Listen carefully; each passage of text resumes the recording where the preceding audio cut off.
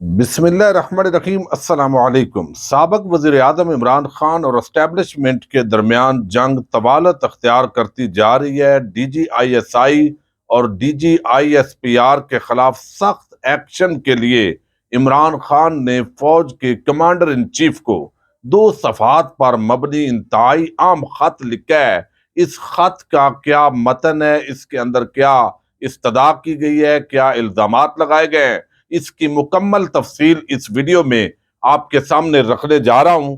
ارشد شریف شہید کی والدہ اب پوسٹ مارٹم رپورٹ لینے کے لیے اسلام آباد ہائی کورٹ کے اندر پہنچی ہیں، اور کس طرح ان کو تنگ کیا جا رہا ہے، سب سے پہلے ہم اسی خبر پر بات کریں گے۔ میں امید کروں گا کہ آپ سماعت کرنے کے بعد ہمیشہ کی طرح اپنے قیمتی فیڈ بیک سے ضرور آگاہ کریں گے۔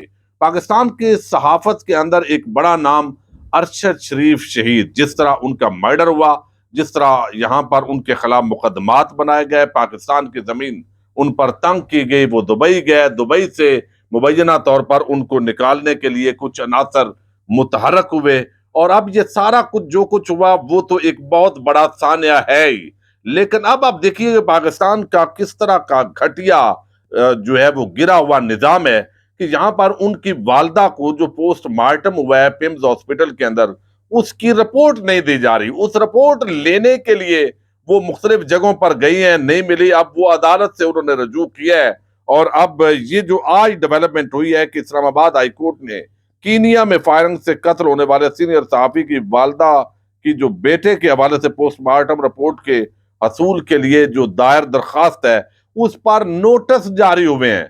اور نوٹس کیسے جاری ہوئے ہیں؟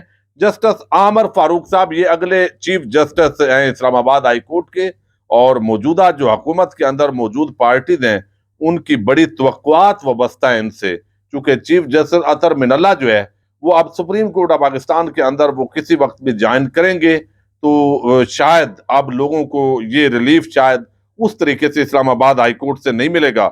تو اب یہ جب معاملہ پہنچا ہے تو 15 نومبر تک یہ سماعت ملتوی کر دی گئی ہے، یعنی آج 6 تاریخ ہے، تو 9 دن مزید جو ہے وہ آپ دیکھیے گا، بلکہ 7 ہے، تو یہ ابھی 8 دن کے بعد یہ دوبارہ جو ہے وہ سنی جائے گی، اور اس کے اندر اب نوٹس جاری کر دیے گئے ہیں جو متعلقہ اتھارٹیز ہیں، اس کے اندر جو حکومت کے لوگ ہیں ان کو یہ نوٹس جاری کیے گئے ہیں۔ پیمز ہاسپٹل کی انتظامیہ ہے، وفاق کی حکومت ہے۔ اب یہ ایک پوسٹ مارٹم رپورٹ لینے کے لیے پہلے اتنا بڑا سانحہ ہوا، اب مزید وہ نہیں دی جا رہی تاکہ قانونی کارروائی کو آگے بڑھایا جا سکے۔ سپریم کورٹ آف پاکستان کو جو خط لکھا تھا ارشد شریف شہید کی والدہ نے، اس کو ٹیک اپ کر لیا گیا ہے ایچ آر ڈپارٹمنٹ کی طرف سے، اور آج چیف جسٹس عمر عطا بندیال نے کہا ہے کہ ہم نے اس پر کارروائی کا آغاز کر دیا ہے۔ اب آپ نے دیکھا کہ جب عمران خان پر قاتلانہ حملہ ہوا، اس سے پہلے بھی وہ مسٹر ایکس اور وائی کہہ کر ذکر کرتے تھے، پھر آدم سواتی پر جو تشدد ہوا اس پر معاملات جو ہے وہ مزید بڑے، پھر نام لینا شروع کر دیا۔ تو اب یہ جو حملہ ہوا ہے اس کے بعد 3 افراد کے نام دیے گئے ایف آئی آر کے اندر تاکہ یہ درج کی جائے، وہ نہیں درج کی گئی۔ تو اب عمران خان صاحب نے سپریم کمانڈر ان چیف جو مسلح افواج کے ہیں صدر علوی، ان کو ایک خط لکھا ہے۔ یہ خط پاکستان کے تمام لوگوں کے لیے جاننا انتہائی ضروری ہے، 2 صفحات کا خط ہے، اور اس کے اندر استدعا یہ کی گئی ہے کہ D G I S I اور آئی ایس پی آر جو ہے ان کے خلاف ایکشن لیا جائے۔ کیوں؟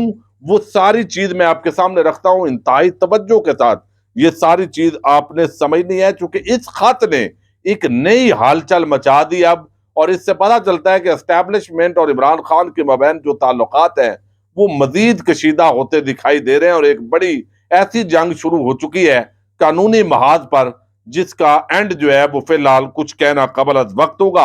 اور زرداری اور شریف، وہ جتنا بھی اس وقت جو طبقہ حکومت کے اوپر قابض ہے، ان کے لیے تو یہ بڑا ایک زبردست نیوز ہوگی۔ اب یہ خط جو لکھا گیا ہے اس میں مطالبہ کیا گیا ہے کہ وہ فوجی افسران کے خلاف کارروائی کریں، کیونکہ انہوں نے میرے خلاف نیوز کانفرنس کی ہے۔ 2 فوجی افسران، D G I S I اور D G I S P R کا والے سے انہوں نے بات کی ہے۔ وہ کہتے ہیں کہ ملک میں آئین و قانون کے انحراف کی راہ روکنے کے لیے اقدامات اٹھائے جائیں۔ جب سے تحریک انصاف کی حکومت کو گرایا گیا ہے، قوم میری حقیقی آزادی کی پکار پر کھڑی ہو چکی ہے۔ ہمیں جھوٹے الزامات، ہراسگی، بلا جواز گرفتاریوں، حتیٰ کہ زیر حراست تشدد جیسے ہتھ کنڈوں کا سامنا ہے۔ وزیر داخلہ بار بار مجھے جان سے مارنے کی دھمکیاں دیتا رہا ہے۔ رانا ثناء اللہ کی بات ہو رہی ہے۔ وزیر اعظم شہباز شریف، وزیر داخلہ رانا ثناء اللہ اور فوجی افسر کی جانب سے، ظاہر ہے میجر جنرل فیصل نصیر ان کا نام لیا جا رہا ہے، میرے قتل کا منصوبہ میرے علم میں لایا گیا۔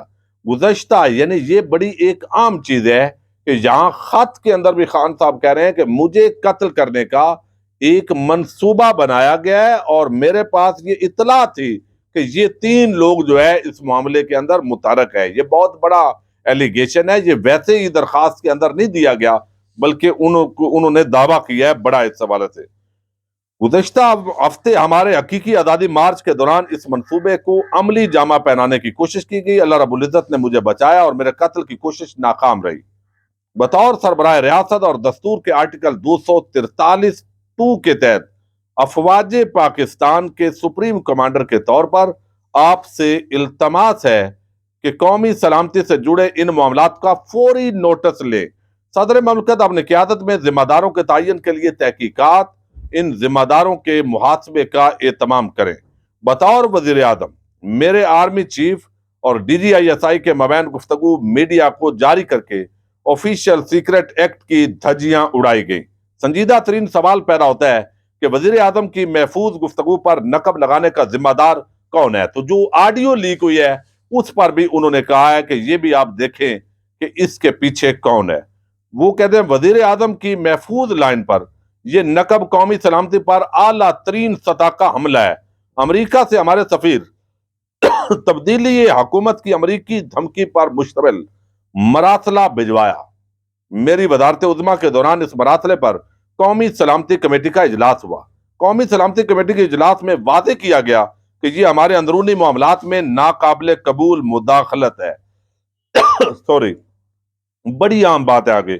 وہ کہتے ہیں قومی سلامتی کمیٹی کے اجلاس کے فیصلے کے تحت دفتر خارجہ نے امریکی سفیر کو احتجاجی مراسلہ ڈی مارچ دینے کا فیصلہ کیا گیا۔ شہباز شریف کے دور حکومت میں منعقد ہونے والی قومی سلامتی کمیٹی کے اجلاس میں اس اجلاس کی کارروائی اور فیصلوں کی توثیق کی۔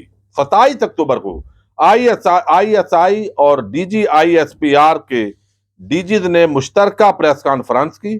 اس پریس کانفرنس میں قومی سلامتی کمیٹی کے دونوں اجلاسوں کے فیصلوں سے یکسر متضاد نقطہ نظر اپنایا گیا۔ آگے وہ خط کے اندر لکھتے ہیں عمران خان صاحب کہ 2 فوجی افسران کیوں کر کھلے عام قومی سلامتی کمیٹی کے فیصلوں کو جھٹلا سکتے ہیں۔ اس پریس کانفرنس نے ان فوجی افسران کی جانب سے جان بوجھ کر غلط بیانیے کی تخلیق کی کوشش کا سنجیدہ ترین معاملہ بھی پیدا کیا ہے۔ اس حوالے سے قابل غور اور جواب طلب 2 عام ترین سوالات بھی جنم دیتے ہیں۔ عمران خان نے مزید کہا کہ اول یہ کہ پاکستان کی سب سے بڑی خفیہ ایجنسی کا سربراہ پریس کانفرنس سے کیسے کر سکتا ہے؟ ایک تو یہ سوال ہے۔ پھر وہ کہتے ہیں 2 عسکری افسران کیسے مکمل طور پر سیاسی پریس کانفرنس میں وفاق پاکستان کی سب سے بڑی اور واحد سیاسی جماعت کے سربراہ کو نشانہ بنا سکتے ہیں؟ فوجی ترجمان ادارے آئی ایس پی آر کی حدود کار کو دفاعی و عسکری معاملات پر معلومات کے اجرا تک محدود کرنے کی ضرورت ہے۔ تو اب یہ جو 2 صفحات پر مشتمل خط ہے، صدر پاکستان چونکہ اب مسلح افواج کے سپریم کمانڈر ہیں تو ان کو یہ لکھے گئے خط کے اندر D G I S I اور D G I S P R انہوں نے جو پریس کانفرنس کی، عمران خان نے اس کو سیاسی پریس کانفرنس قرار دیا ہے اور کہا ہے کہ نوٹس لیا جائے، اور پھر جو امریکہ سے آیا مراسلہ تھا وہ ہم نے امریکی سفیر کو ڈی مارچ کیا، لیکن اس کے اندر جو بیانیہ بنایا گیا ہے ڈی جیز کی طرف سے وہ قومی سلامتی کمیٹی کے جو اجلاس ہوئے اس بیانیے سے مختلف ہے۔ اب یہ جو سارا خط ہے یقینی طور پر آنے کے بعد ایک نئی گفتگو جو ہے اس کا آغاز کر دیا گیا ہے، اور لگتا یہ ہے کہ اس پوری صورتحال سے ظاہر ہے جو مخالفین ہیں وہ تو فائدہ اٹھائیں گے، لیکن اسٹیبلشمنٹ اور عمران خان کے مابین جو تعلقات ہیں وہ انتہائی کشیدہ دکھائی دے رہے ہیں۔ حالانکہ صدر مملکت جو ہے ان کی آرمی چیف سے ملاقات بھی ہوئی ہے 3 دن پہلے، پھر اس کے بعد عمران خان صاحب سے ان کی ملاقات ہوئی ہے، 1 on 1 ملاقات بھی ہوئی ہے۔